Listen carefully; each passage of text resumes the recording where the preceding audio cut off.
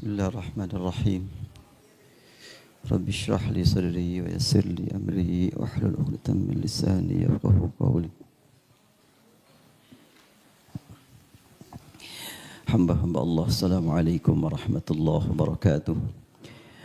Alhamdulillahilladzi arsala rasulahu bil huda wa dinil haqq liyudhhirahu 'ala ad-dini kullihi wa kafa billahi shahida. Asyhadu an la ilaha illallah wahdahu la syarika lah wa asyhadu anna Muhammadan 'abduhu wa rasuluh.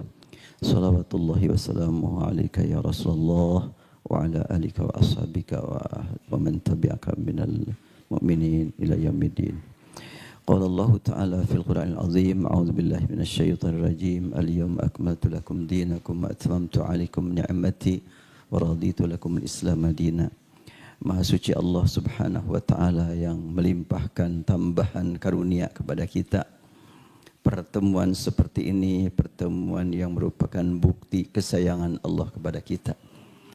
Kecintaan Allah kepada kita. Kita tidak akan merasa terpanggil untuk kumpul seperti ini kecuali karena kita ingin menyambut panggilan Allah. Dan Allah sudah memanggil kepada kita dengan ya ayyuhan nas, ya ayyuhalladzina amanu, ya bani Adam.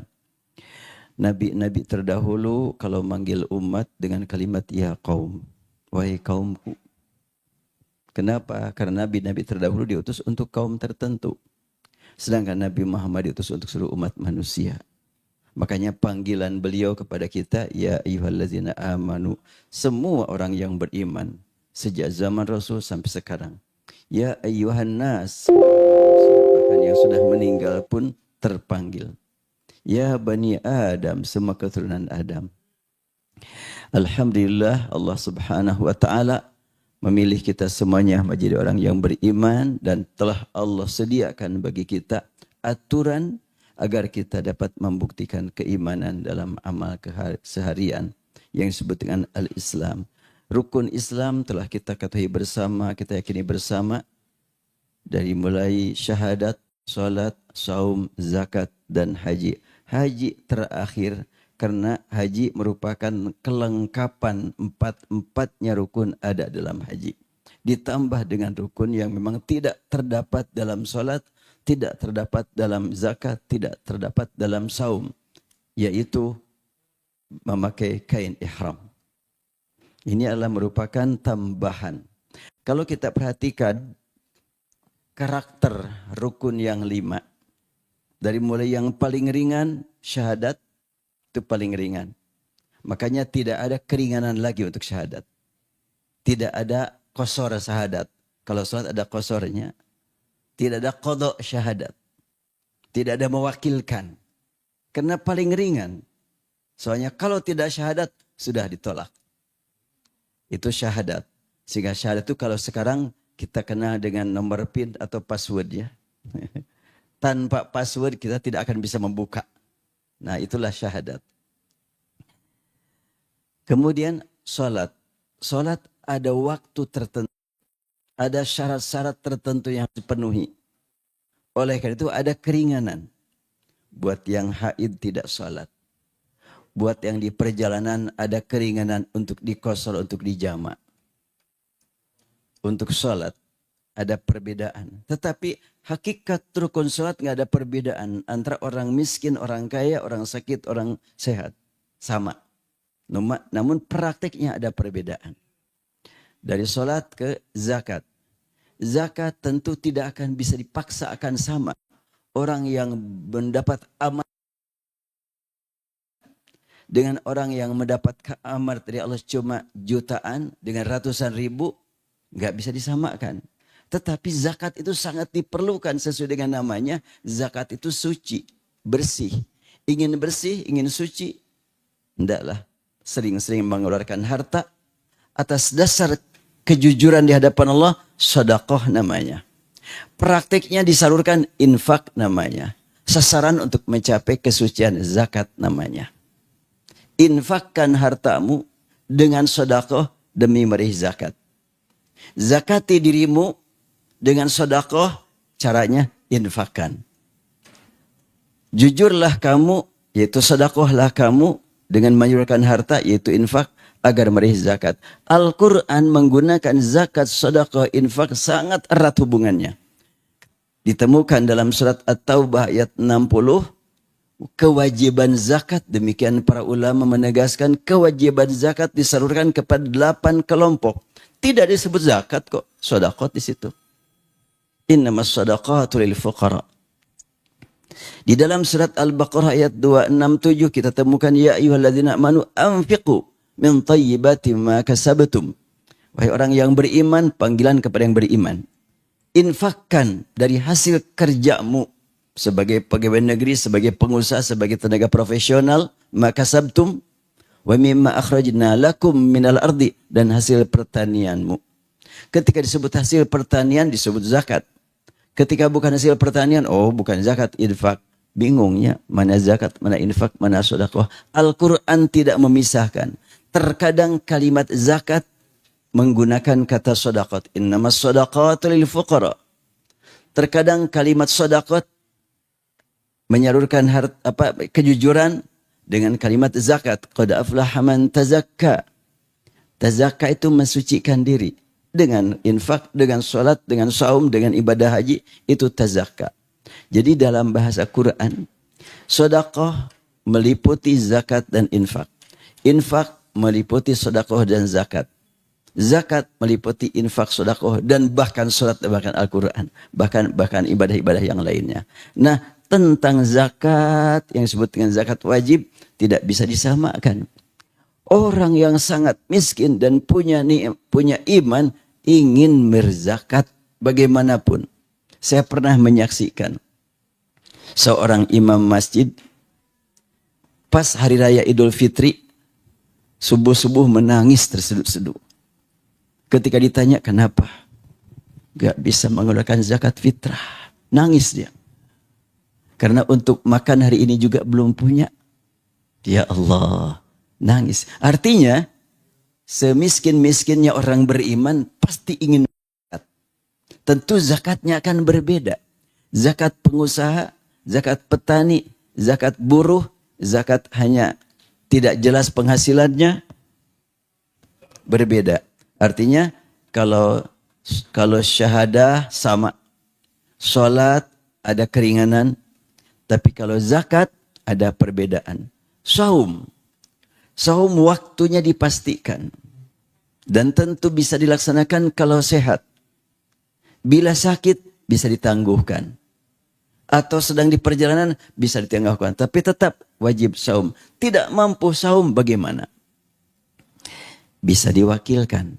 Tidak mampu bisa diwakilkan saum. Bukan diwakilkan, diganti dengan fidyah. Bila fidyah tidak tercapai karena keburu ajal tiba, apa yang mesti dilakukan? Rasulullah bersabda, man mata wa ali siyamun sama anhu waliyuh. Siapa yang wafat punya utang. Hadis riwayat Bukhari dan Muslim. Sampai di sini mungkin ada sedikit tercengang nih. Hadisnya sahih. Man mata wa ali siyamun sama anhu waliyuh. Siapa yang meninggal punya utang.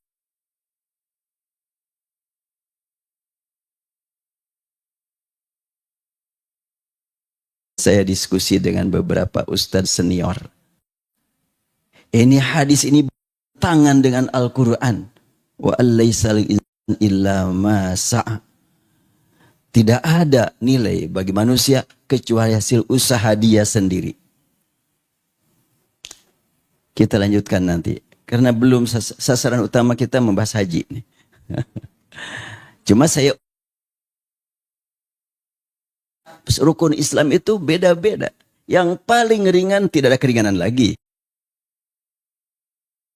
Sholat ada waktu tertentu, ada tempat, ada keringanan. Yaitu bisa dijamak, bisa dikosor. Zakat kemampuan.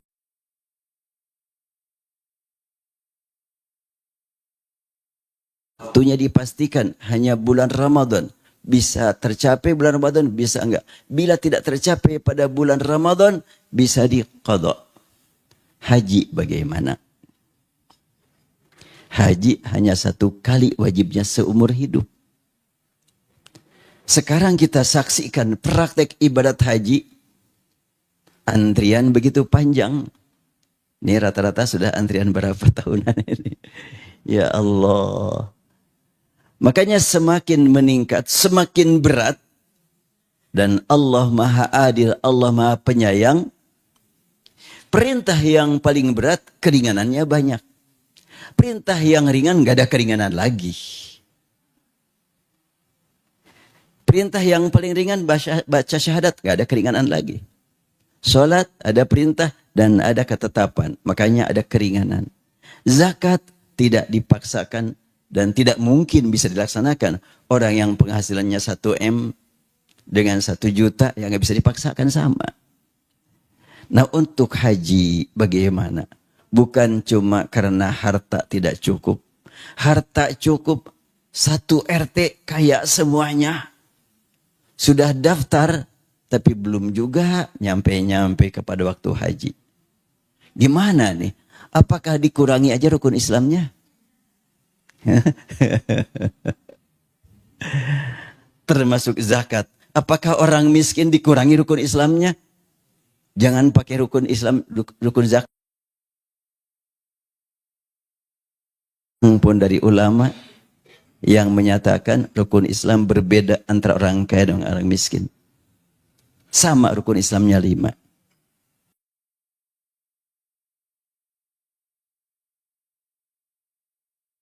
Nil Islam, terangkan kepadaku tentang Islam.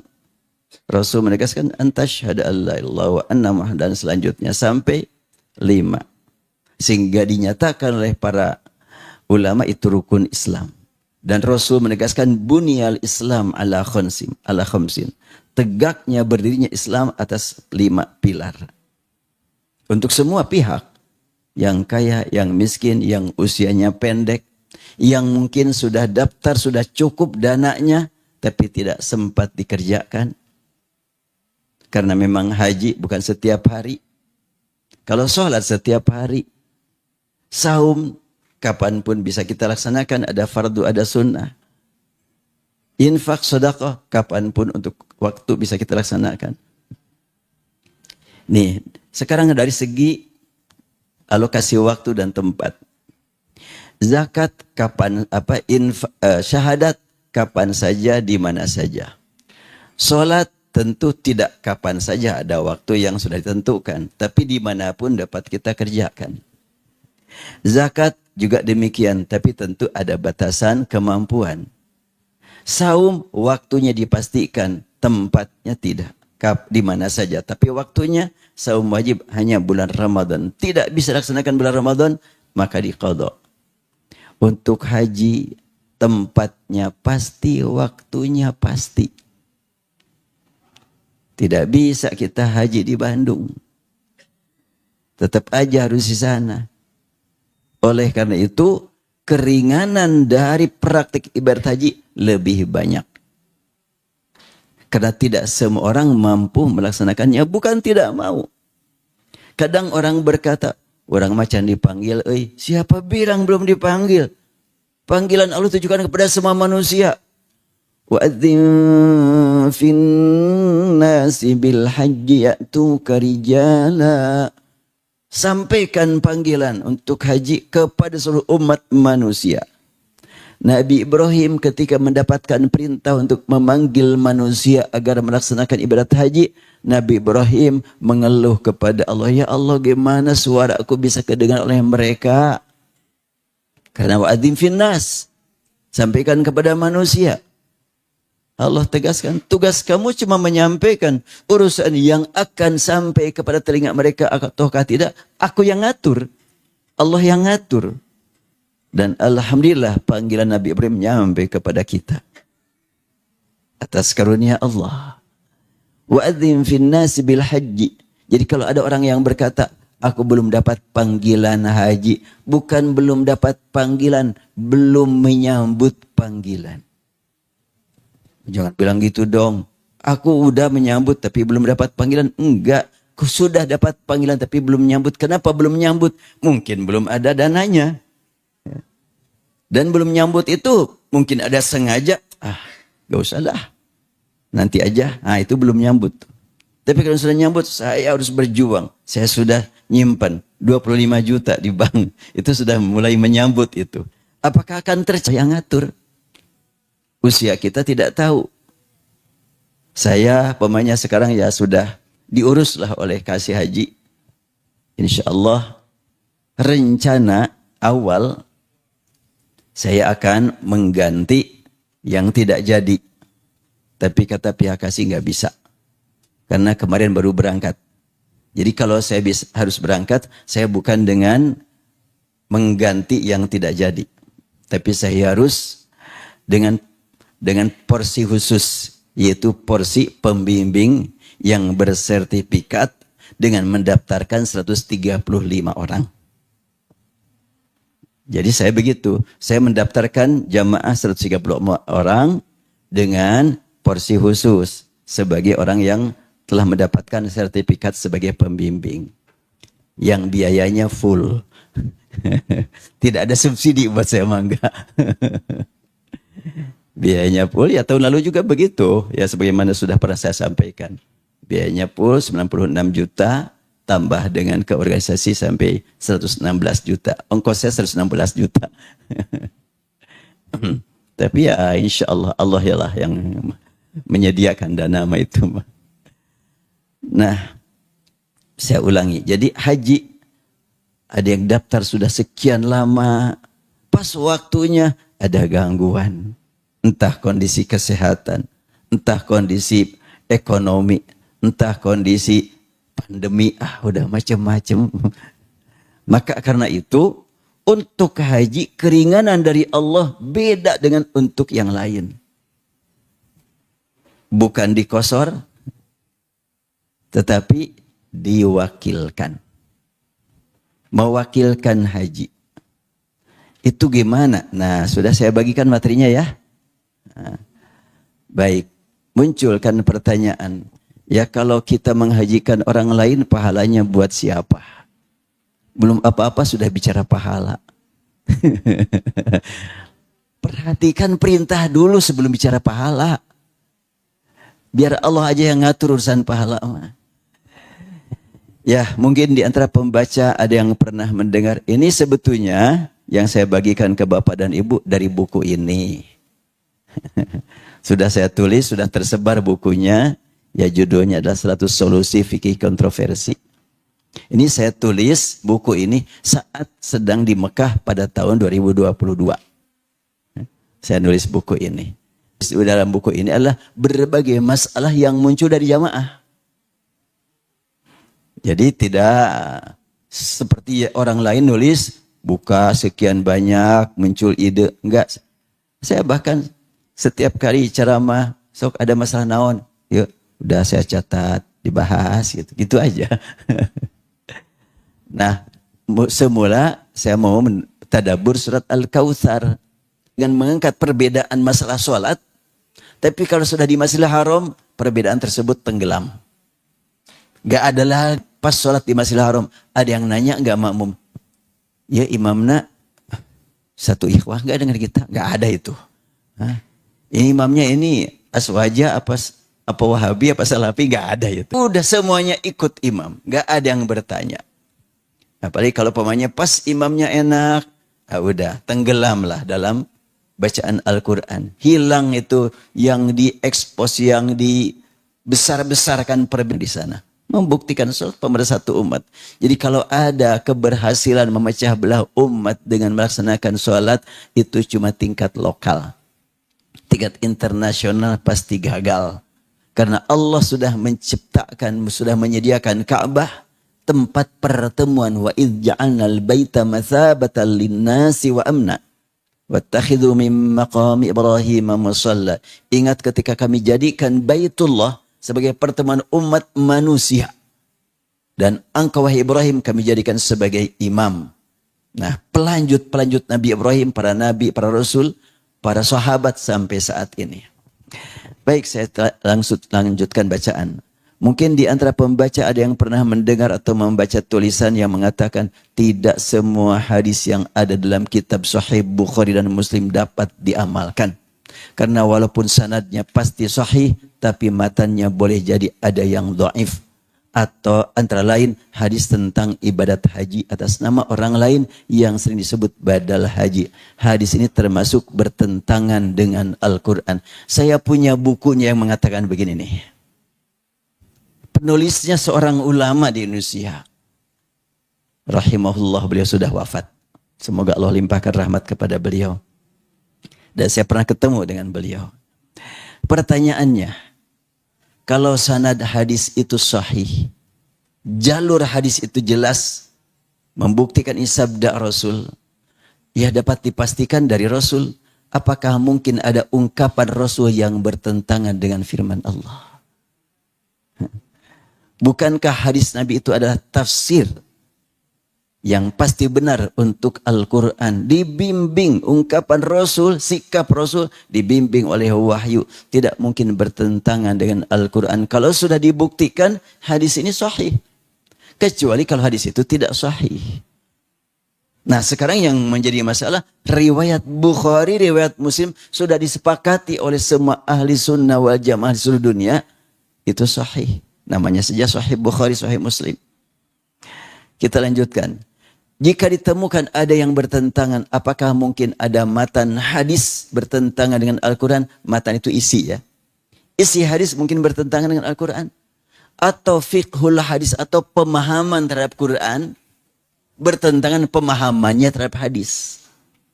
Bukan Qurannya dan hadisnya yang bertentangan, tapi pemahaman seseorang terhadap Quran bertentangan dengan pemahamannya terhadap hadis. Ini yang sangat mungkin untuk ya terjadi bertentangan dengan fikihnya. Jadi ada fiqhul Quran, fiqhul sunnah. Fiqhul kitab, fiqhul sunnah itu yang bertentangan. Bukan Qurannya, bukan hadisnya. Ya bahasan. Dalam studi hadis sangat penting diangkat beberapa hal antara lain. Jalur periwayatan yang dikenal dengan sanad hadis dari Rasul. Pemanyakan An-Nasa'i berkata, akhbarana Utbah bin Abdullah, Utbah bin Abdullah, anba'ana ibn Mubarak, an Sufyan, an Ja'far bin Abdullah, an abihi, qala an Jabir bin Abdullah, qala Rasulullah. Nah itu kan sanad itu namanya. Nah kemudian qala Rasulullah, isi Rasul, isi sabda Rasul disebut matan hadis. Ada sanad, ada matan. Kandungan hadis yang diriwayatkan melalui jalur yang super ketat dikenal dengan istilah matan hadis. Bukhari, Muslim ketat sekali penelitian hadisnya. Ketika beliau mendengar satu hadis disampaikan seseorang, maka dia bertanya, dari mana kau dapatkan hadis ini? Dari fulan. Di mana dia tinggalnya? Di sana. Aku ingin datang. Cari alamat sampai di tempat tersebut. Setelahnya ditemukan rumah dia yang dicari, dia cari informasi sekeliling rumah itu. Bagaimana pandangan Anda tentang orang ini? Semua sekitar itu menyatakan orang baik, orang jujur, nggak pernah dusta, nggak pernah bohong, orang saleh.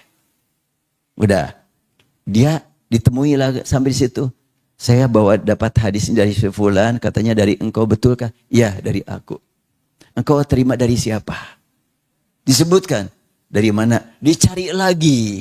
Siapa itu orang itu? Itulah Imam Bukhari. Sampai seketat itu. Jadi tidak sembarangan. Kalau ada pernyataan sabda Rasul, diriwayatkan Bukhari, Muslim, itu sudah super ketat penelitiannya. Makanya sangat aneh kalau dikatakan ada hadis Bukhari yang bertentangan dengan Al-Quran. Bukan hadis yang bertentangan. Pemahaman kita terhadap hadis bertentangan dengan pemahaman kita kepada Al-Quran. Kemudian penjiwaan bahasa hadis yang merupakan bayan atau tafsir bagi Al-Quran. Karena Rasulullah tidak pernah berucap terdorong oleh hawa nafsunya. Melainkan semuanya dengan bimbingan wahyu ilahi. Wa ma yantiqu anil hawa in huwa illa wahyu yuha. Nabi tidak pernah mengeluarkan pernyataan dari hawa nafsunya. Semuanya adalah dari bimbingan Allah Subhanahu wa taala. Bila ada pernyataan Rasul yang kurang tepat, Allah yang punya program. Umpamanya mengeluarkan pernyataan ketika menghadapi kasus tawanan perang Badar. Rasul bertanya kepada Abu Bakar, gimana Abu Bakar sikap Anda terhadap tawanan perang ini? Kata Abu Bakar, aku sih berharap kalau sekiranya mereka ditebus senjata untuk beli senjata. Baik. Rasul sangat cenderung kepada pernyataan Abu Bakar. Gimana kamu Umar? Saya mau maaf nih berbeda. Gimana? Saya harap si Pul serahkan kepadaku, ku potong lehernya. Ini serahkan kepada Ali, dia potong lehernya. Jelas mengganggu, merusak, mengambil harta kita setelah mengganggu keluarga kita.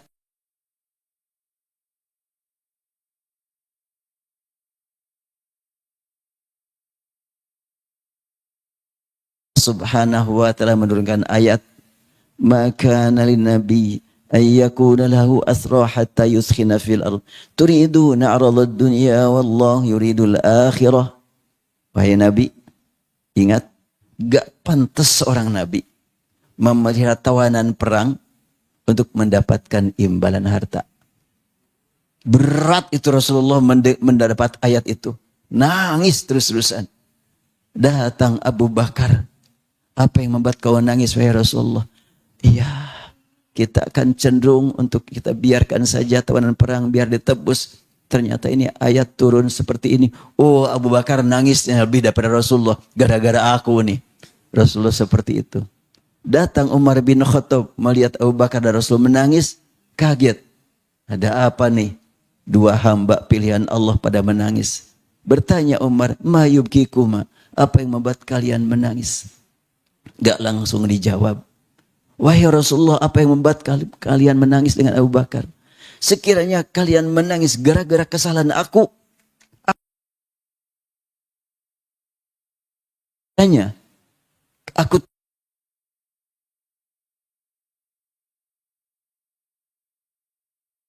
betul-betul menyesal karena telah menyakitkan engkau. Terus dikasih tahu, Umar menangisnya melebihi Abu Bakar dan Rasulullah. Bukan gaya kita, Umar dilawan. Enggak gitu. Tapi malah Umar justru semakin menjadi tangisannya. Begitulah. Kecenderungan Rasulullah keliru, itu program Allah. Karena Allah ingin menurunkan ayat yang berbunyi teguran kepada Rasul. Emang kenapa dengan teguran? Semakin membuktikan Al-Quran dari Allah. Gak mungkin seseorang menegur dirinya sampai diumumkan tegurannya kepada orang lain. Maka membuktikan hakikat mujizat Al-Quran. Baik, kita lanjutkan. Mengutip ungkapan seorang guru besar ilmu hadis di Universitas Al-Azhar Kairo, Profesor Dr. Umar Hashim, dia menyatakan, ilmu hadis itu sangat banyak hingga mencapai 300 bidang ilmu. Allah Subhanahu wa ta'ala memelihara keaslian Al-Quran sesuai kehendaknya, antara lain dengan terpeliharanya sunnah Nabi. Semua umat Islam pasti beriman bahwa Al-Quran adalah mukjizat abadi yang terpelihara. Allah memelihara Al-Quran sesuai kehendaknya, antara lain dengan banyaknya para penghafal. Demikian pula tentang sunnah Nabi. Ini panjang keterangan, gak usah dibaca semuanya. Langsung sajalah kepada kajian hadis. Hadis Rasulullah SAW menegaskan, baik, ibadah haji atas nama orang lain yang sudah lanjut usia. Langsung dibuka hadisnya di handphone masing-masing. An Abdullah bin Abbas radhiyallahu anhu qala ardafa Rasulullah sallallahu alaihi wasallam al-Fadl bin Abbas yauman nahri khalfahu ala ajuzi rahilatihi wa kana al-Fadl rajulan wadi'an fa waqafa an-nabi. Baca terjemah nabinya biar langsungnya. Dibaca Arabnya lambat teuing lah. Abdullah bin Abbas berkata, pada hari raya kurban Rasulullah SAW menyuruh Al-Fadl, seorang sahabat yang ganteng, Fadl bin Abbas, mengikutinya dan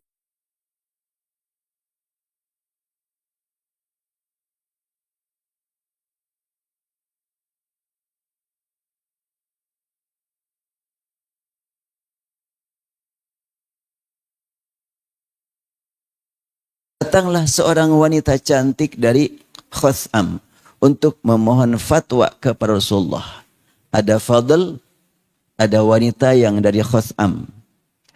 Maka Al-Fadl pun melihat kecantikannya dan mengaguminya. Wajarnya manusiawi lah, sahabat juga manusia. Jadi Al-Fadl pemuda ganteng melihat wanita cantik, waduh lain gitu ya. Ngiler juga. Lalu Rasulullah memegang dagu Al-Fadl. Dipegang dagunya Rasulullah. Dari belakang. Dan beliau palingkan wajahnya dari pandangan tersebut. Diputer. Perempuan itu berkata. Ini yang jadi maksud. Yang dimaksudkan dari hadis ini bukan cerita wanita. Bukan cerita Fadl. Tapi bagaimana wanita memohon kepada Rasulullah bimbingan. Wanita berkata, wahai Rasulullah, kewajiban haji yang telah Allah tetapkan atas hamba-hambanya telah sampai kepada ayahku. Artinya, ayah dia sudah masuk Islam. Berarti sudah terkena wajib haji. Kalau belum masuk Islam, tidak wajib haji kan? Wajib membaca syahadat. Bila tidak membaca syahadat, udah neraka.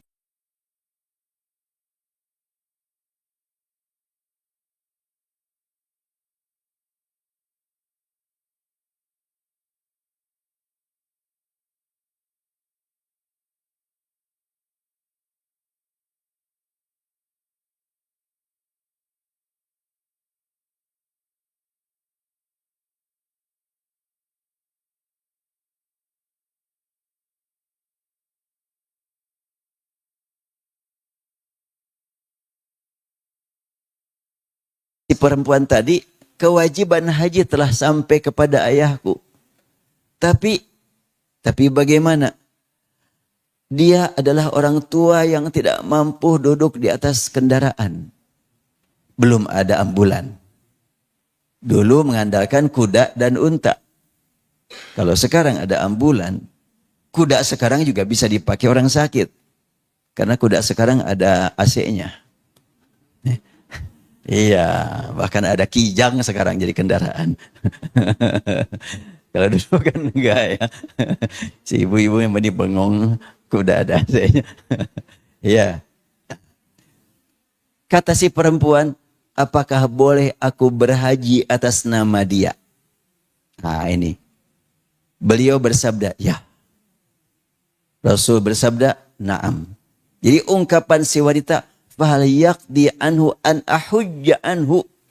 Apakah berguna kalau aku ibadat haji atas nama ayahku yang masih hidup, cuma tidak bisa diharapkan karena sudah repot, bisa kembali pulih sebagaimana biasa.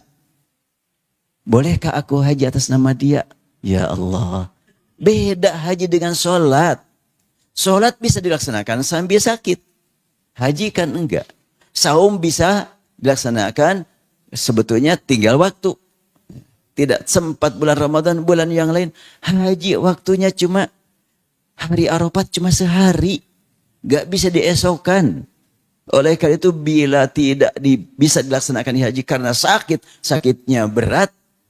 Anaknya bertanya, bolehkah aku haji atas nama ayahku? Rasul dengan tegas menyatakan, na'am, silahkan lakukan. Ini hadis riwayat Bukhari. Ya. Dan belum berbicara tentang pahala.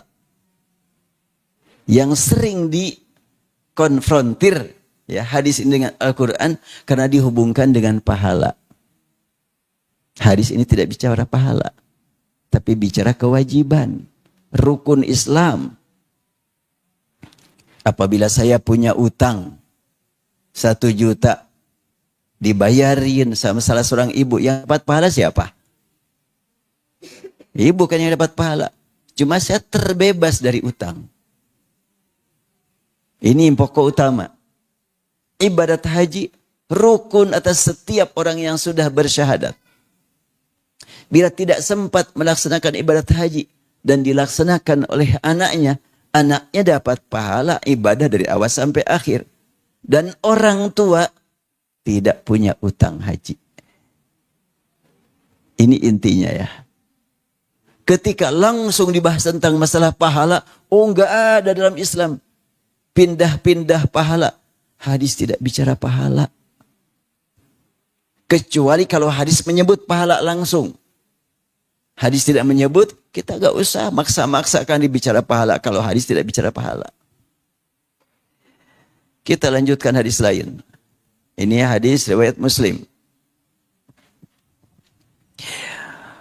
Mirip ya, cuma beda redaksi. Abdullah bin Abbas berkata, Al-Fadl menemani Rasulullah, datanglah seorang perempuan dari Khutham, maka Rasulullah SAW memalingkan Fadl ke arah yang lain, dan si perempuan berkata kayak tadi, inna faridatallahi adrakat abi syaikhan kabiran la yathbutul rahila afahuju anhu, qala na'am, wa dhalika fi hajjatil wada'. Kalau ungkapan dalam hadis Bukhari, perempuan menyatakan, fahal yaqdi anhu an ahujja anhu, apakah berguna kalau aku berhaji atas nama orang tuaku? Rasul menjawab, ya. Kalau hadis riwayat Muslim berkata, afa ahujju anhu, apakah aku saja yang menghajikan dia? Afa ahujju anhu, apakah aku menghajikan dia? Maka dia berkata, Rasul bersabda, na'am, wa dzalika fi hajjatil wada. Ucapan ini jelas menjelang Rasulullah wafat. Jadi kalau ada orang yang berkata, hadis ini mansukh oleh ayat wa alaysa lil insan illa ma sa'a. Hadis ini mansukh oleh ayat fal yauma la tuzlamu nafsun syai'a. Surat Yasin, surat An-Najm itu surah Makkiyah. Turun di Mekah. Hadis ini menjelang Rasulullah wafat, gak mungkin yang duluan menghapus yang belakangan. Ini bor masih bersihnya. Sok hapus. Apa yang dihapus? Nanti yang akan saya tulis sok hapus sekarang. Ngaco. Gak mungkin kan orang yang berkata begitu. Nah demikianlah. Dalil wa alaysa lil insan illa ma sa'a. Tidak ada pahala bagi seorang kecuali hasil kerja dia. Itu turun di Mekah. Sebelum Rasulullah ke Madinah. Demikian juga fal yauma la tuzlamu nafsun syai'a wa la tujzauna illa ma kuntum ta'malun. Hari ini tidak ada di antara kalian yang mendapatkan pahala sedikit pun kecuali hasil kerja kalian. Itu di Mekah. Sedangkan hadis ini setelahnya berada di Madinah kan menjelang wafat. Gak mungkin dihapus hadisnya oleh ayat. Pernah ada yang berkata begitu, seorang ustaz di radio. Hadis ini mansukh oleh ayat Al-Quran. Ini si ustaz ini lihat sejarahnya enggak nih? Baik, kita lanjutkan. Beberapa pelajaran yang dapat diambil dari kedua hadis di atas antara lain. Perempuan itu bertanya pada saat sudah selesai ibadah wukuf. Yang merupakan penentu sahnya ibadah haji. Berarti si perempuan mau berhaji tahun depan untuk ayahnya. Bukan hari ini. Karena dia belum haji. Kalau hari ini. Berarti ini juga dapat diambil kesimpulan. Boleh menghajikan orang lain. Orang yang sudah haji buat dirinya. Kalau belum haji ya nggak bisa.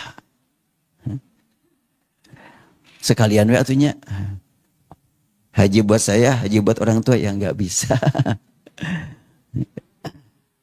Ayah punya uang, punya utang 1 juta, aku punya utang 1 juta. Udahlah bayar 1 juta aja, bareng sekalian gitu untuk 2 juta. Ya nggak bisa. Tentunya cuma salah satu yang terpenuhi. Artinya dia bertanya hukum niat ibadat haji yang dapat dilakukan pada tahun berikutnya. Dia bertanya untuk niat haji atas nama ayahnya yang masih hidup, namun secara lahir dia tidak dapat diharapkan akan mampu melaksanakannya. Ini masih hidup. Seorang wanita boleh bertanya kepada seorang mufti pria dengan langsung berhadapan tanpa perantara. Si wanita kan langsung bertanya kepada Rasulullah. Ini juga tidak dilarang zaman sekarang. Kan dulu saya masih ingatnya. Waktu awal-awal pulang dari Kairo. Kemudian saya diminta ngajar di salah satu lembaga pendidikan tingkat tinggi. Kelas perempuan semuanya. Saya waktu di situ ngajar tafsir, ngajar sirah. Ketika selesai ngajar, saya persilakan para mahasiswi untuk bertanya. Pada nunduk gitu. Baik kalau gitu saya bilang saya mau ke kamar mandi dulu, ke toilet dulu. Saya keluar, pas pulang dari toilet, di meja numpuk pertanyaan. Pakai tulisan. Saya ketawa sendiri. Akhirnya saya nanya, kalau kalian suka beli bakso? Suka. Kalau ada kekurangan, pakai surat. Kurang pedas, kurang kecap, kurang cuka, pakai surat. Enggak, akhirnya mereka ketawa sendiri. Kenapa seorang ke tukang bakso kalian merasa aman, ke saya enggak merasa aman. Insya Allah saya juga aman. Aja setelah itu rame mereka nanya. Jadi bolehlah bertanya langsung, enggak mesti pakai perantara. Wajah wanita tersebut dalam hadis terlihat dengan jelas karena dia tidak memakai cadar. Nah ini membuktikan kan, masa haji si wanita tadi kelihatan oleh Fadl, sahabat Rasul, cantik wanita itu. Makanya Fadl tertarik menatapnya, membuktikan bahwa wajah wanita tidak aurat. Ya. Tetapi ditutup demi menjaga fitnah bagi yang merasa terancam fitnah. Namun untuk haji sama-sama sedang menghadap kepada Allah. Enggaklah, jangan nuduh, jangan macam-macam kepada orang-orang yang sedang talbiyah. Insya Allah semuanya aman. Oleh karena itu, sedang ihram, wanita tidak dibenarkan pakai cadar. Itu adalah sabda Rasul tegas sekali. Baik, sekiranya wanita tersebut menutup, tergiur melihatnya. Karena itu menutup wajah dalam kondisi tertentu dapat menjaga fitnah. Namun bukan merupakan kewajiban syar'i. Tetapi adalah menjaga fitnah. Pertanyaan tentang ibadat haji atas nama orang lain terjadi pada akhir hayat Rasulullah. Yaitu ketika beliau melakukan haji wada. Yang tidak lama setelah itu beliau kembali menuju keharibaan yang maha suci. Karena itu hukum yang terkandung di dalamnya tidak dapat dihapus dengan dalil-dalil hukum yang turun sebelumnya. Seorang anak diperbolehkan berniat ibadah haji atas nama orang tuanya yang tidak mampu sekalipun masih hidup. Ketidakmampuan tersebut bagi yang masih hidup terbatas pada masalah fisik karena disebutkan dengan jelas yaitu tidak mampu menaiki kendaraan. Bila fisiknya bisa teratasi dengan ambulan, maka sekarang bisa berlangsung. Tetapi kalau sudah berada di sana, tapi kalau masih di sini, baru aja nyampe di Bekasi dipulangin. Kan beberapa orang sudah repot di Bekasi, di embarkasi, kata dokter ini gak bisa. Ya udah balik lagi. Tapi kalau sudah berada di Bekah, berat penyakitnya, masuk ke rumah sakit pada saat wukuf dibawa yang disebut dengan safari wukuf. Yang penting sempat ke Arafat walaupun cuma mengatakan satu kali la ilaha illallah sah hajinya. Ya. Rasulullah tidak bertanya tentang keadaan orang tuanya. Apakah dia orang kaya ataukah miskin. Nah ini penting buat kita. Apakah dia sudah berniat untuk melakukan ibadat haji ataukah belum. Hal ini memberi isyarat bahwa niat dari orang yang dihajikan bukan merupakan syarat sahnya menghajikan. Hanya saja beliau mengetahui bahwa ayahnya dari wanita itu belum ibadat haji. Dan karena disebutkan, qad adrokat abi syaikhan kabiran. Artinya kewajiban haji sudah sampai kepada ayahku. Maksudnya ayah si wanita tersebut sudah masuk Islam. Sudah beriman. Maka berkewajiban ibadat haji. Karena rukun Islam ada 5. Tapi ternyata kondisi kesehatannya tidak mendukung. Maka si anak berkata, nanti tahun depan kalau aku niat haji atas nama ayahku, boleh? Boleh, kata Rasulullah. Ini masih hidup. Bagaimana kalau sudah meninggal? Dan masih hidup pun Rasul tidak bertanya, emang ayah kamu sudah berniat haji? Enggak. Memang sudah berpesan? Enggak juga. Wanita itu mewakili ibadah haji ayahnya. Ini memberi isyarat bahwa wanita boleh mewakili pria. Atau sebaliknya pria mewakili wanita. Walaupun ibadah haji wanita sedikit berbeda dengan ibadah haji pria, seperti dalam masalah pakaian ihram dan larangan-larangan yang mesti jaganya, hal ini juga memberi makna bahwa pelaksanaan ibadat haji atas nama orang lain tidak mesti oleh jenis yang sama. Sebab yang menjadi perhatian utama adalah terpenuhinya rukun Islam yang kelima. Bukan rangkaian poin per poin ya, bukan. Mari kita lanjutkan hadis lain. An Abdullah bin Zubair qala jaa rajulun min Khutham. Kalau tadi wanita dari Khutham, sekarang rajul, laki-laki dari Khutham. Datang menuju Rasulullah. Si laki-laki berkata, "Inna abi syaikhun kabirun la yastati'ur rukuba wa adrakatu fardul hajj fil hajj fal yujzi'u an hujja anhu." Qala anta akbar waladih. Qala na'am. Qala ara'aita law kana ali dainun akunta taqdih. Qala na'am. Qala fahujja anhu. Dalam hadis riwayat Nasa'i. Ini laki-laki sama kasusnya. Ayahku sudah repot, gak bisa naik kendaraan. Bolehkah aku haji? Berguna enggak kalau aku niat haji atas nama ayahku? Rasul nanya, kamu anak paling besar? Iya. Kalau ayah kamu punya utang, siapa yang bayar? Bukankah kamu yang bayar? Iya. Bayarlah kepada Allah. Jadi ini ada kaitan. Menghajikan orang lain berkaitan dengan membayar utang. Ya. Yang namanya membayar utang, yang dapat pahala yang bayar. Cuma yang dibayarin bebas dari tanggung jawab. Bebas dari kewajiban. Hanya saja kalau utang haji nggak ada yang nagih. Kalau utang duit ada yang nagih. Itu perbedaannya ya. Nah, mari kita lanjutkan. Hadis riwayat An-Nasa'i juga melengkapi hadis riwayat Bukhari, riwayat Muslim.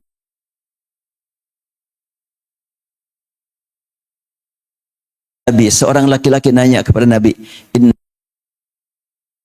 kabirun la yathbutu ala rahilatihi fa in shaddadtuhu khasyitu ayyamut afa ahujju anhu." Wahai Rasulullah, ayahku udah repot. Dia belum haji, tidak ikut haji kemarin. Dan bila aku paksakan dia ibadat haji, diikat umpamanya dalam kendaraan, takut mati di atas kendaraan. Bolehkah aku niat haji atas nama dia? Rasul lagi-lagi pertanyaannya, afara'aita law kana ahli dainun faqadaitahu akana mujzi'an? Engkau berpikir kalau sekiranya dia punya utang, engkau yang bayarin, berguna enggak? Ya, berguna. Fahujja'an abik, hajikan ayahmu. Banyak hadis. Tadi adalah menghajikan orang yang sudah repot tapi masih hidup. Sekarang ibadah haji atas nama orang yang sudah meninggal. Kita ambil hadis yang paling kuat terlebih dahulu. Hadis riwayat Bukhari. An Ibnu Abbas radhiyallahu anhuma anna imra'atan min Juhainah. Tadi min Khutham, sekarang min Juhainah. Seorang wanita dari Juhainah datang menuju Rasulullah dan berkata, "Inna ummi nadarat an tahujja falam tahujja hatta matat. Afa ahujju anha?" Ya Rasulullah, ibuku bernazar ingin haji dan belum sempat keburu wafat. Apakah boleh aku penuhi ibadat haji yang dia nazarkan itu? Rasul bersabda, "Na'am, hujji anha." Lakukanlah haji atas namanya. Ara'aiti law kana ala ummika dain, ala ummiki dainun afa akunti qadiyatan? Apakah engkau berpandangan kalau ibu kamu punya utang, bukankah kamu yang bayar? Uqdullaha fallahu haqqu bil wafa. Penuhi utangnya kepada Allah. Allah lebih berhak untuk dipenuhi utangnya. Nah, hadis ini yang sering diangkat, boleh menghajikan orang lain kalau untuk nazar. Kita bertanya, ini si ibu ini bernazar untuk haji, dia sudah haji apa belum kira-kira? Ya kalau belum haji, ngapain nazar untuk haji? Kalau seorang di antara kita, saya nazar, nanti bulan Ramadan, kalau saya sembuh dari sakit ini, saya akan saum setiap hari. Boleh enggak? Nazar dengan saum Ramadan.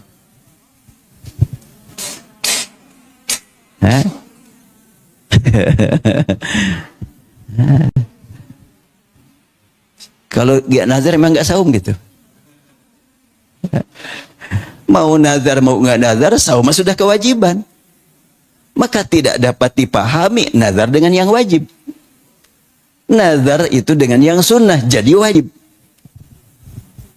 Kalau pemanja seseorang bernazar, saya nazar kalau saya sembuh saya mau salat fardu setiap waktu, lah ya nggak bisa nazar dengan itu. Maka saya pahami hadis ini riwayat Bukhari. Ibunya bernazar untuk haji, berarti dia sudah haji. Nanti mau haji lagi tahun depan, ternyata keburu wafat. Karena hajinya buat kedua kali, ketiga kali sunnah. Kalau dinazarkan jadi wajib. Nah, saya sempat waktu itu sedang, ya belum selesai kuliah.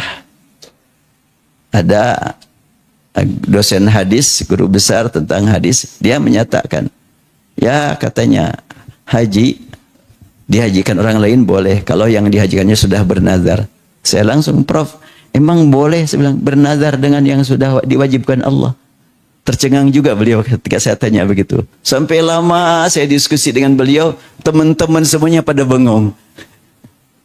Ya karena saya ditakdirkan Allah kan termasuk yang sudah ya punya pengalaman haji, sehingga ya saya sampai menyampaikan pertanyaan berturut-turut kepada dosen tersebut.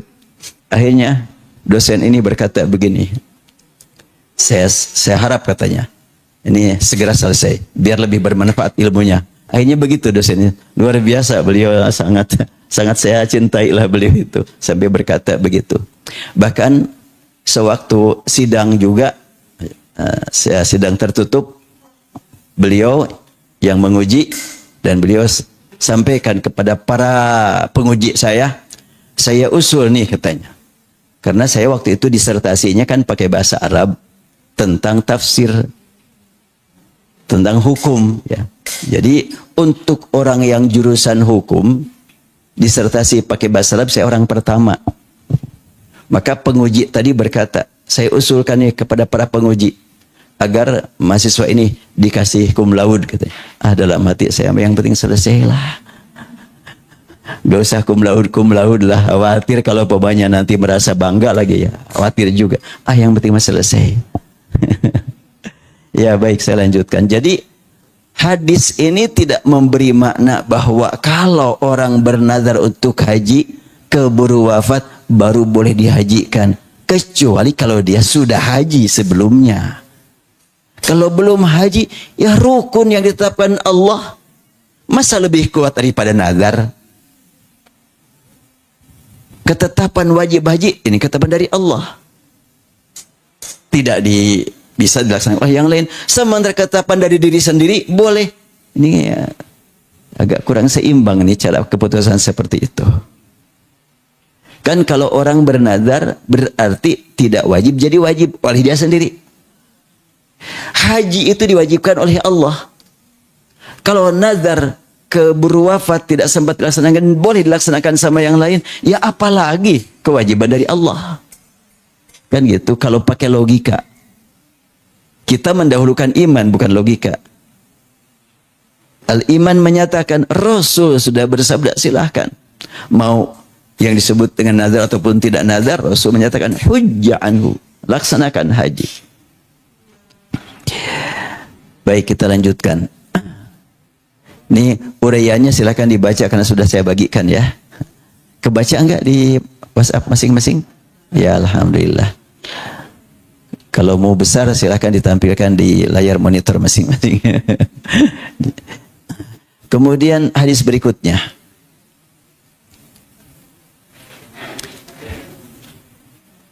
Ini ini tidak ada kaitan dengan nazar. Hadis riwayat An-Nasa'i. Qalat Ibn Abbas qala amarat imra'atun Sinan bin Salamah al-Juhani ayyas ala Rasulullah SAW. Ada seorang wanita nyuruh seseorang wanita juga ya.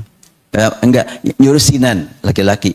Jadi seorang wanita nyuruh seorang bernama Sinan bin Salamah al-Juhani agar bertanya kepada Rasulullah tentang apa?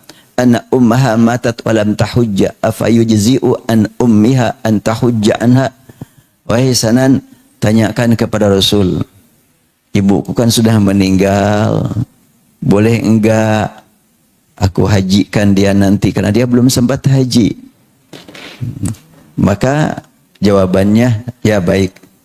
Lau kana ala ummiha dainun faqaditahu anha alam yakun yujzi'u anha fatahujja an ummiha. Maka Sanan menghadap kepada Rasul, menyampaikan pertanyaan wanita tadi, dan Rasul menjawab, ya, lakukanlah haji atas nama dia, silahkan dia supaya melaksanakannya. Fatahujja an ummiha, hendaklah si wanita tersebut ibadat haji atas nama ibunya, karena si wanita sudah haji. Tentunya kan, kalau belum haji, ya kata orang barat tekaci. Nggak bisa, nggak sah ya. Kemudian hadis lain, Sahih Ibn Hibban. Ja'a rajulun ila Nabi SAW faqala inna ukhti matat wa lam tahujja. Nah, seorang laki-laki berkata menghadap kepada Rasulullah, ya Rasulullah, saudara wanitaku, saudariku, adikku meninggal atau kakakku meninggal, dia belum sempat haji. Afa ahujju anha faqala summa ara'aita law kana 'alaiha dainun faqadaita falu ahqu bil wafa. Ya, lakukanlah haji atas nama saudara kamu. Jadi tidak hanya oleh anak atau oleh suami atau oleh istri, oleh siapapun bisa. Ini saudaranya, entah abangnya, entah adiknya. Masih banyak hadis-hadis lain. Nah, muncul pertanyaan sekarang. Adiknya enggak, adiknya belum haji, anaknya belum haji, siapa yang dapat menghajikan? Kalau umpamanya salah seorang di antara bapak dan ibu punya orang tua belum haji, belum sempat, dia udah betul-betul mau haji tapi belum sempat juga, keburu wafat, apakah boleh dihajikan sama orang lain? Karena oleh aku kan baru kali ini hajinya, gak mungkin menghajikan dia. Udah titipan aja sama yang lain yang sudah haji, yang akan berangkat haji. Kira-kira begitu kan? Kalau yang tidak akan berangkat, nunggu lagi 10 tahun. 20 tahun. Daftarnya sama aja dengan didirikan oleh dirinya sendiri. Sekarang itu cari orang yang akan berangkat haji, yang tidak menghajikan orang lain, paling begitu. Ani Ibnu Abbasin anna Rasulullah SAW sami'a rajulan. Ibnu Abbas berkata, Rasul mendengar seseorang menyambut panggilan ibadat haji dengan kalimat labbaika an syubrumah. Aku sambut panggilan haji atas nama syubrumah. Rasulullah bertanya dulu, syubrumah, bukannya kamu sendiri belum haji? Maka Rasul bertanya pertama-tama, siapa kau syubrumah? Jangan-jangan namanya dia kan? Maka Rasul bertanya, siapa tuh syubrumah? Ternyata yang ditanya berkata, akhun li au qarabah. Dia saudaraku atau orang dekat dengan aku. Hal haji takut, emang kamu udah haji? Ya belum. Ya, gimana kamu haji atas nama orang lain? Faj'al hadhi an nafsik thumma hjuj an syubrumah. Untuk tahun ini niatkan haji atas nama dirimu. Nanti tahun depan baru atas nama syubrumah. Siapakah syubrumah? Ya orang dekatku. Bukan ayah, bukan ibu, bukan saudara. Tapi orang dekat. Kedekatan itu sangat relatif. Bisa kedekatan tempat, kedekatan pekerjaan. Kedekatan keimanan yang paling utama. Ya, tentu kalau ibadat haji atas nama orang lain syaratnya apa saja. Jangankan untuk orang lain, untuk diri kita juga syaratnya kan sudah pasti. Bagaimana untuk orang lain? Syarat ibadat haji atas nama orang lain. Ibadat haji seperti halnya ibadah lainnya, baru akan dinyatakan benar bila memenuhi syarat yang telah ditetapkan. Demikian pula halnya dengan ibadat haji atas nama orang lain. Perlu diperhatikan beberapa hal, antara lain beriman, jelas. Kemudian yang dihajikan hendaklah sudah diketahui sudah beribadat haji. Kemudian berikutnya ikhlas semata-mata karena Allah. Kemudian berikutnya orang yang menghajikan telah melakukan ibadat haji untuk diri sendiri. Kemudian satu kali ibadah haji atas nama orang lain hanya berlaku untuk satu orang. Ini saya sampaikan hal ini dalam buku karena saya tahu betul ya, beberapa yang dipesan dari sini, Pak Ustadz tolong hajikan ibu saya. Ya, berapa harus bayar? Kamu punya berapa uangnya? 5 juta, sok dia. Semua 10 juta, 20 juta. Ditampung untuk 10 orang dilaksanakan sendiri. Itu penipuan betul. Ada yang begitu. Jangan dibilang ada lah, tapi banyak. Makanya jangan aneh. Kalau sekiranya ibu bapak mendengar, wah, kasih Ustadz sana mah bisa 10 juta juga. Itu enggak benar, enggak mungkin. Ibadat haji jelas sekali biayanya. Ya tapi kan dilaksanakan oleh orang sana. Saya kan ada anak saya di sana dan ada mantu tinggal di Madinah. Kamu sekarang kalau ibadat haji berangkat dari Madinah resmi, bukan dikejar-kejar polisi yang apa ditangkap langsung masuk penjara pulang, tapi resmi, berapa biaya? Minimal 7.000 real harus disediakan. Itu orang sana. Orang Mekah sama orang Mekah juga. Saya haji yang lalu belanja beli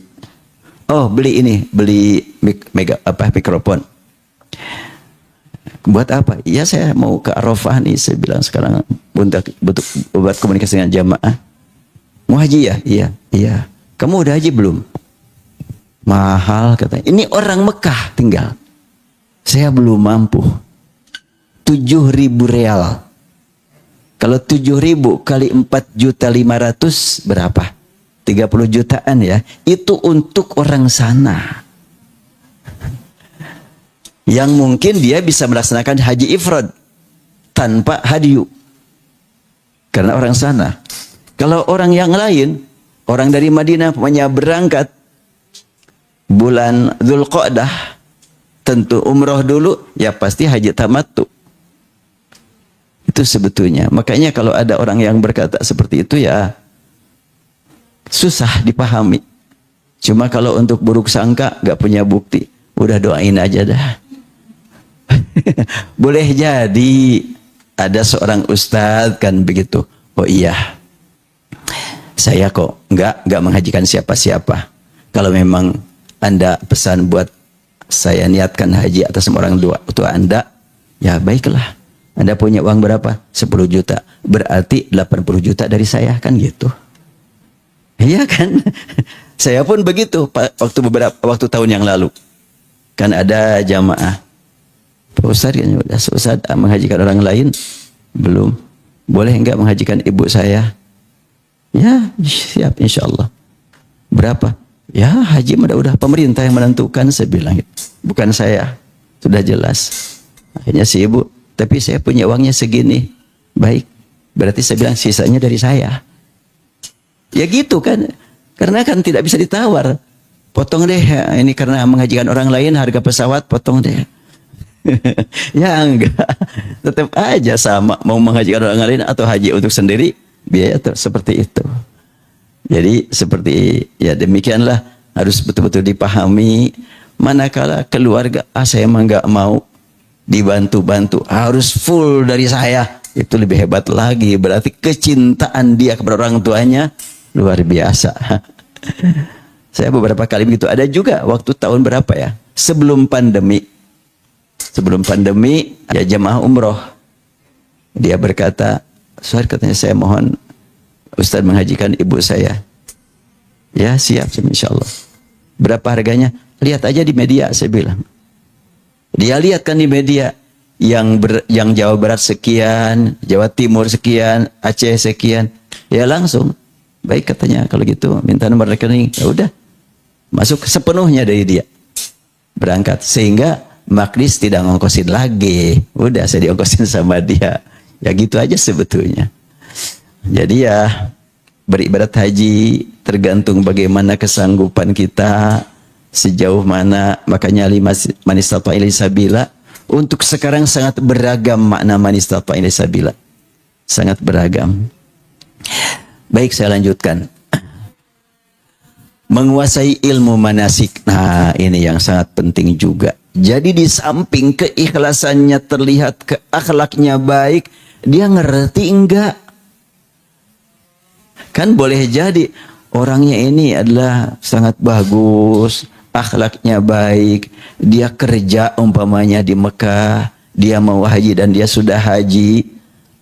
Tapi dia ngerti enggak? Kerjanya di sana di mana? Di restoran. Dia sempat gak baca manasik? Jangan-jangan enggak sempat. Sedangkan untuk haji ini kan banyak masalah. Kalau tidak tahu hukum, jangankan untuk haji orang lain, untuk dirinya sendiri belum jelas bagaimana untuk orang lain. Berarti harus menguasai masalah manasik. Panjang ini saya bahas, tidak akan saya baca semuanya. Baik. Ini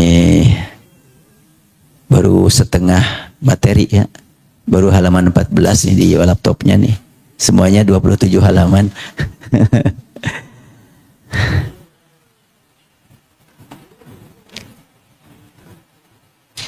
Iya.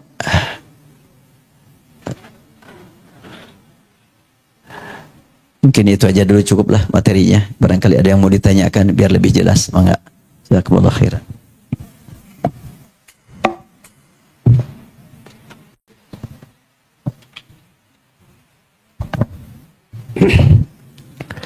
Bismillahirrahmanirrahim. Assalamualaikum warahmatullahi wabarakatuh.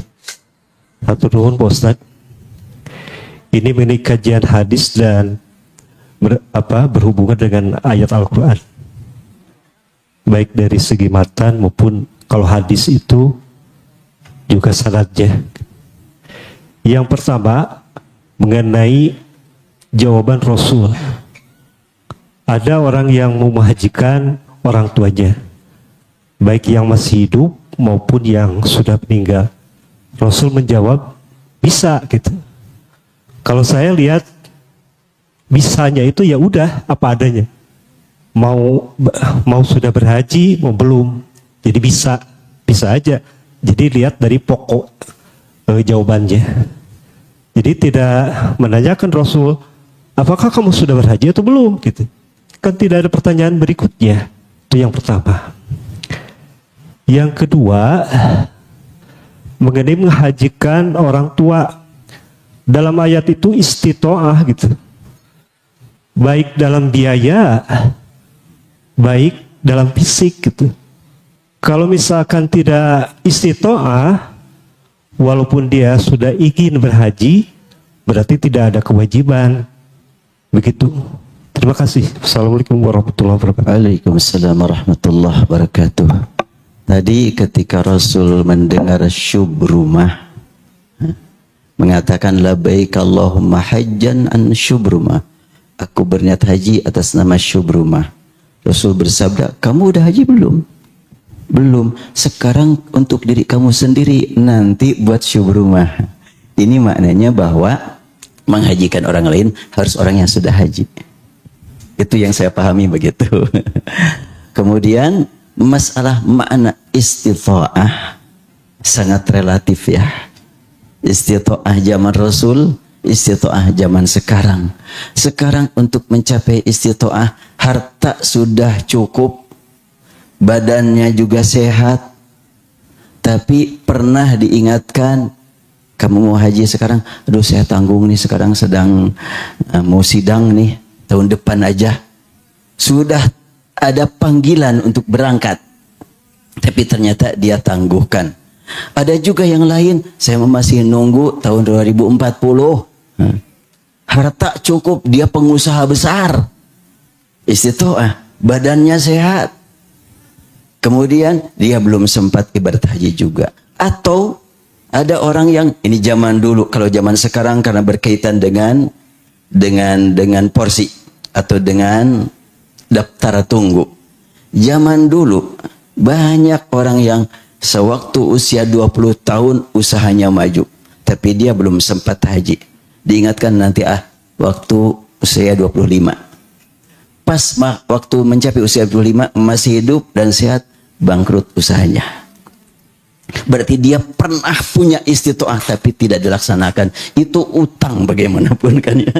Dia kok punya kemampuan enggak segera gitu. Kalau sekarang tidak segera karena memang daftar tunggu panjang. Kalau dulu enggak daftar tunggu tapi enggak segera juga. Berarti memang mana istitoah bisa berubah-ubah dari waktu ke waktu. Oleh karena itu hadis Nabi tetap hadis Nabi. Dan ini kita beriman dan pasti tidak akan bertentangan. Dan Rasulullah SAW menegaskan rukun Islam ada 5. Buat orang yang lemah, yang kuat tetap 5. Hanya kalau orang yang jelas-jelas tidak istita'ah, tidak haji, bukan berarti hilang kewajiban, tetapi dimaaf kalau tidak sempat melaksanakannya. Bukan dikurangi kan rukun Islamnya kan? Tetap kalau umpamanya kita sakit sampai enggak sadarkan diri, kemudian sholatnya terkadang campuran gitu ya, kadang ingat kadang enggak, dimaaf oleh Allah. Atau umpamanya ini mohon doanya lagi, sekarang sudah agak berubah, kakak saya, kakak kandung saya, waktu sedang repot-repotnya kemarin sakit, itu kadang-kadang jam 9 pagi mau sholat duhur, ya udah biarin aja. Berarti dia senang sholat kan, tapi waktunya sembarangan waktu. Dan demikian juga ayah saya dulu menjelang wafat begitu, sholat itu kapan aja. Saya bilang ke mama almarhumain, saya bilang ya gak usah dipaksakan, ukuran orang sehat kalau sudah seperti ini. Kewajiban sholat tetap, tetapi bila tidak terlaksana sebagaimana mestinya, dimaaf oleh Allah. Bangkai haram, buat yang betul-betul lapar tetap haram, cuma kalau terpaksa dimaaf oleh Allah. Rukun Islam tetap 5 buat semua orang, dan bagi yang jelas-jelas tidak mampu, dia tidak sempat melaksanakan, bukan berkurang rukunnya, tapi dimaaf oleh Allah Subhanahu wa taala. Kalau saya memahaminya begitu. Jadi bukan hilang kewajiban, tetap kewajiban tetap, karena memang ya Al-Quran mengatakan walillahi ala nas al-hajju asyrum ma'lumat, dan jelas sekali. Cuma bagi yang tidak, bagi yang istitoah dikuatkan perintahnya, ancaman keras. Tapi bagi yang tidak istitoah saat ini, ternyata ada yang manggil. Siapa yang manggil? Itu tuh Muhammad bin Salman manggil. Berangkatlah gitu. Walaupun orang miskin. Wah. Jadi wajib, jelas itu wajib waktu itu, tidak bisa tangguhkan lagi. Karena dulu ada santri yang dia hafalan Qur'annya bagus, hafalan hadisnya bagus, dia dapat panggilan untuk haji. Berangkat hajinya juga istimewa. Di Minanya juga di hotel. Ada itu hotel dekat Jamarot khusus untuk tamu-tamu negara. Wah, itu luar biasa. Ya, santri usia 20 berapalah gitu dapat undangan. Ya, banyaklah. Termasuk ya dari luar Indonesia banyak yang dapat undangan langsung. Wallahu alam. Ada lagi? Mangga silahkan yang lain.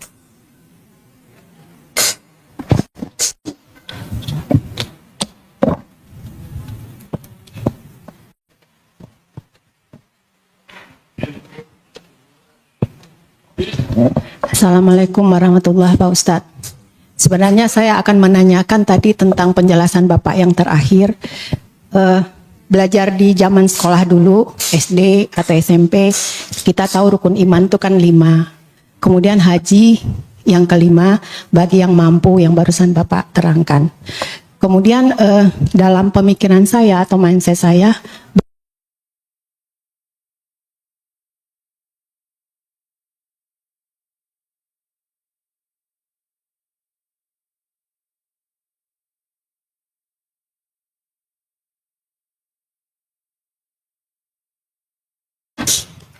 punya rezeki bisa naik haji.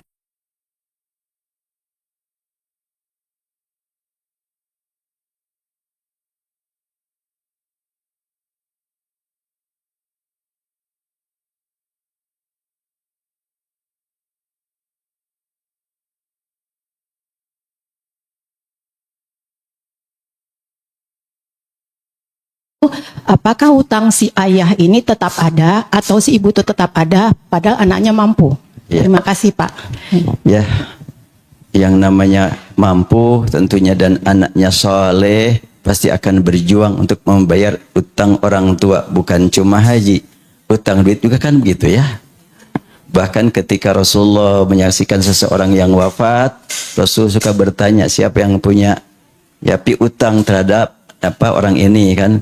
Bagi yang mau membayar silahkan dilelang lah gitu. Tapi tidak ada yang sanggup, biar aku. Sampai begitu Rasulullah. Dan itu adalah waktu khutbah Rasul menyampaikan demikian.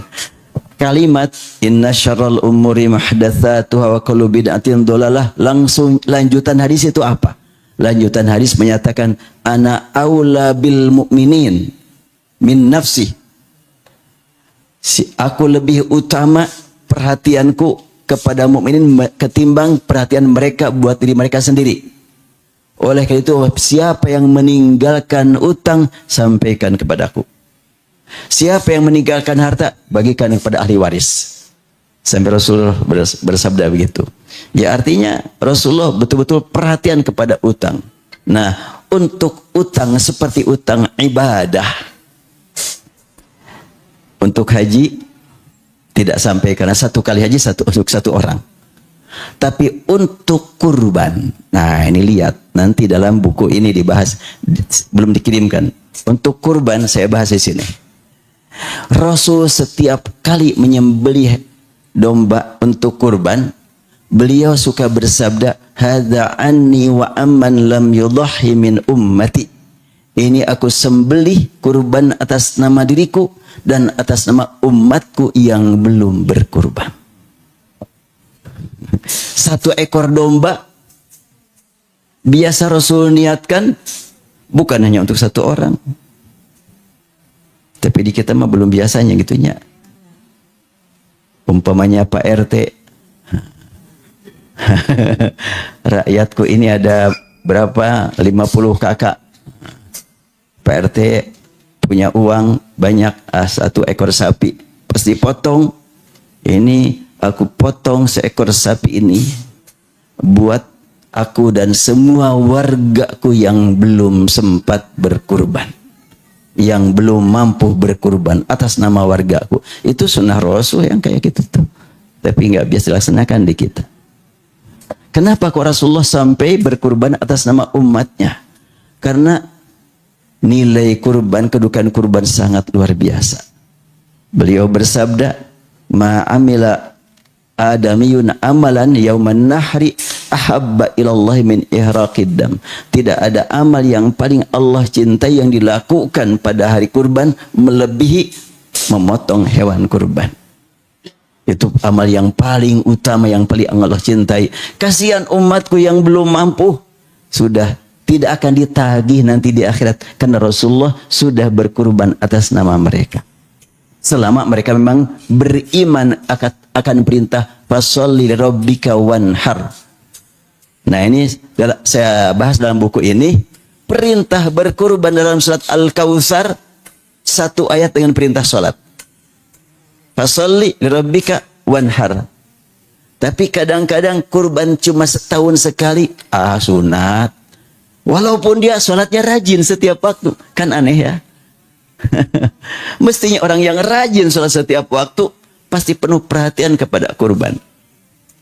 Dan apabila tidak mampu, Rasulullah sudah menjamin selama beriman akan perintahku, sunnahku, tidak mampu, tidak akan ditagih nanti di akhirat. Nah untuk haji enggak demikian ternyata. Bahkan kalau kita perhatikan tadi, Rasulullah menegaskan uqdullah fallahu ahaqqu bil wafa. Penuhi utang dia kepada Allah. Utang kepada Allah lebih berhak untuk dipenuhi. Ini penekanan nih dari Rasulullah ini. Melebihi kalimatnya ahaqqu bil wafa. Jadi sekiranya anaknya memang punya kemampuan, ya hajikanlah. Tidak biasa belum haji kepada orang yang sudah berkali-kali. Itu tentunya adalah perintah dari Rasulullah SAW. Dan ada kalimat na'am, ada kalimat hujji anha. lakukan haji atas nama dia. Ada dua ya. Nih kalau riwayat dari tadi siapa nih? Seorang laki-laki datang kepada Rasulullah dan Rasul bersabda, "Hujja'an abi." Hajikanlah atas nama ayahmu. Ada lagi, apakah? Nah, ini juga dua pertanyaan nih. Ada yang bertanya, "Na'am," jawab Rasulullah. Ada yang menjawab, "Hujja'anhu." Lakukan haji atas nama dia. Jadi ada dua redaksi. Ya tadi yang disampaikan Bapak tadi. Jadi bukan hanya sekedar bisa, ada juga memang bisa, na'am. Tapi ada juga perintah, hujji anha, hujja anhu, hujji anhu. Ada kalimat itu terulang-ulang tergantung kasusnya ini. Beberapa kasus ini ternyata. Jadi kalimat ini hujja anhu, ada hujji anhu, ada hujja anha. Ada beberapa peristiwa dilakukan. Baik, masih ada lagi? Mangga. Ya, silahkan.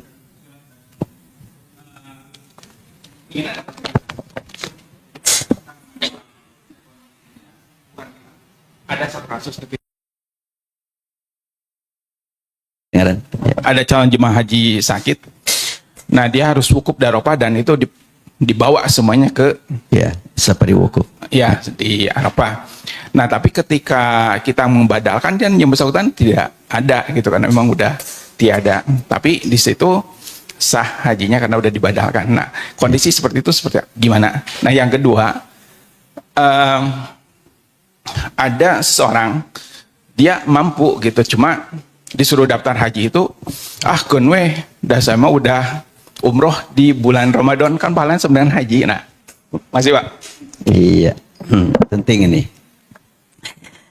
Ya, jadi tadi ada safari wukuf untuk orang yang di sana, yang sudah di sana itu berlaku safari wukuf. Tapi untuk orang yang belum berangkat, ya cuma sampai embarkasi, balik lagi kan gitu. Maka bisa terjadi seseorang sudah berniat haji, tapi ternyata kata dokter ini nggak bisa, pulang lagi saja. Dan itu beberapa kali kasus seperti itu terjadi, termasuk tahun lalu. Ada cuma sampai embarkasi, pulang lagi. Nah, yang begitu sekiranya memang tahun depan ada orang yang haji kedua kali, ketiga kali, bisa haji atas nama dia. Nah, kalau sudah di Arafat, ya sudah di Mekah, ya safari wukuf. Kemudian yang pertanyaan barusan ini saya ingat dulu waktu saya naik taksi di Mekah, di Kairo. Nah, kemudian bersama orang Suria saya naik taksi. Lalu ngobrol dengan supir taksi. Orang Suria nanya, "Kamu sudah haji?" "Ya, sudah," katanya. Kemudian waktu sholat, "Ayo kamu sholat." "Saya mah waktu di Mekah dulu sholat terus. Kan di Masjidil Haram itu satu kali senilai 100.000. Nah, kan 100.000 sudah terbayar tuh untuk berapa bulan ke depan. Sampai seperti itu. Ini jelas pemahaman yang sangat penting untuk diluruskan. Tidak hanya sekedar angka itu belum tentu bernilai di hadapan Allah kalau kita hanya menghitung angka. Tapi pengaruh sholat di Mekah yang bernilai 100.000 kali lipat, pengaruhnya juga harus 100.000 kali lipat. Berarti kalau di sana semangat ibadahnya begitu meningkat, tentunya sampai di tanah air sudah dicas 100.000 kali lipat di sana, tentunya sampai di tanah air semakin semangat lagi. Kan begitu sebetulnya. Nah, ingat yang tadi itu memang ya, saya mah dulu pernah kerja di sana jadi supir, sholat setiap waktu masih haram tuh kan. Ya kalau 100.000 berarti seberapa waktu entahnya, 20.000 waktunya. 20.000 hari, udah 20.000 hari gak usah sholat, udah kebayar satu kali aja di sana masih haram. Sebetulnya bila memang sholatnya benar, dapat 100.000, pengaruh ke dalam diri kita 100.000 kali lipat. Dikhawatirkan kalau gaya tadi itu, dia punya pengakuan 100.000, tapi 100.000 kali nol. Mana yang lebih banyak?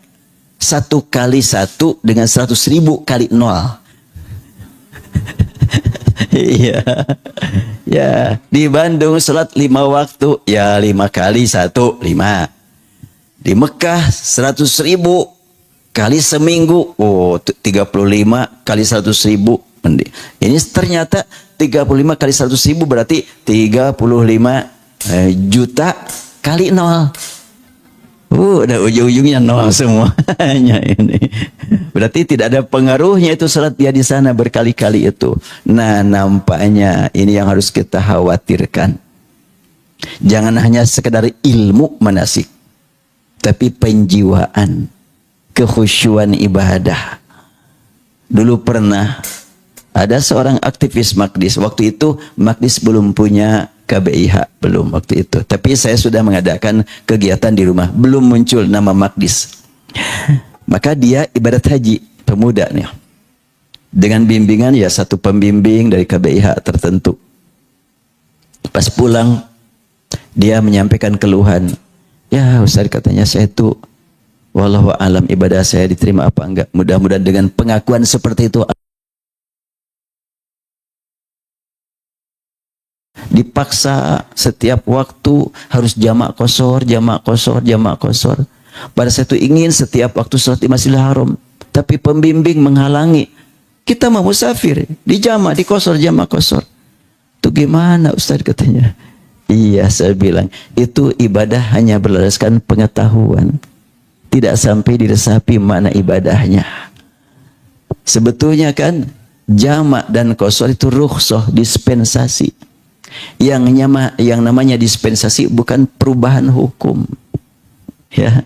Kalau perubahan hukum bukan dispensasi lagi. Itu rubah hukumnya. Tapi keringanan itu silahkan diambil, silahkan enggak. Ketika memang perlu diambil, ambillah. Tapi kan hadis menyebutkan, innallaha yuhibbu an tu'khadha rukhsah. Allah cinta kalau rukhsahnya diambil. Lanjutkan hadis, jangan sampai di situ.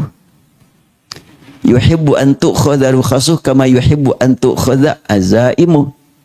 Allah senang ketika rukhsahnya diambil seperti senangnya ketika perintah awal diambil. Sama kedudukannya. Nah, sekarang ketika nanti ibadat haji Bapak dan Ibu, saya mah di Mekah, nanti selama di Mekah mau rukhsah terus, mau jamak qashar terus, saya tidak mungkin bisa melarang. Tetapi tentunya ibadah itu kan ketundukan kepada Allah, bukan ketundukan kepada ilmu kita. Ini sangat penting untuk kita waspadai ini. Khawatir ada keangkuhan kita sebagai orang yang punya ilmu.